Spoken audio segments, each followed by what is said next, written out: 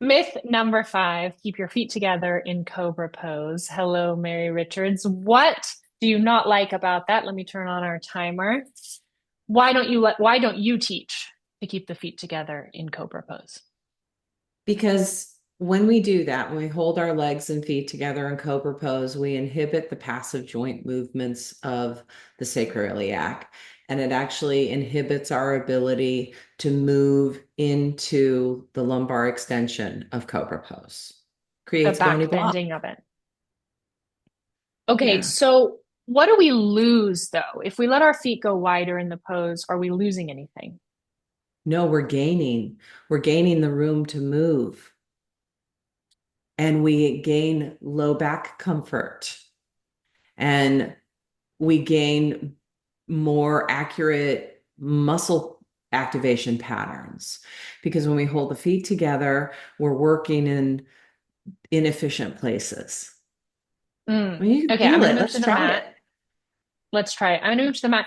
I also feel, maybe you can speak to it briefly in your spacious 3 minutes and 55 seconds that you have left. When I put my feet together, I also feel it pushes me towards tucking, which is the It opposite of back does. bending. It does, which is the exact opposite direction that we need to move.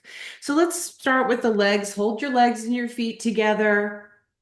Press down through the fronts of the ankles and go ahead and relax your glutes. Okay. And then inhale and come on up into Cobra pose. It feels horrible. This feels horrible. Don't use your glutes and hold your legs together. Oh, oh, Yeah. Uh-huh. Uh-huh. I know how it feels. Did it for years. Now come on down. it feels impossible. Yeah, well, it's certainly not healthy. But where there's a will, there's a way, right? So let's go ahead now and let your legs separate your legs, hip width or even wider apart. Let them grow out of your body. Take a little bit more weight toward the little toe sides of the feet. You may need to lift your legs and turn them in a little bit. So you're rolling out toward the little toe sides of the feet. And now I want you to press your thigh bones down. Press your Mm. femurs down. What happens when you do that? My glutes turn on. Boom. Okay, now you're the snake. Drag your belly forward and up. Come into Cobra pose. What do you notice? It feels infinite, like I could keep going forever.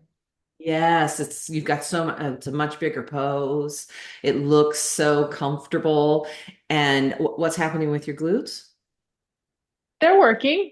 They're working. And do you have any pinching through your low No. back or your celiac? Yeah, because see, you gave your sacrum the room to nod, to Mm. nutate, which occurs passively. And it can't do that when you're holding your legs together.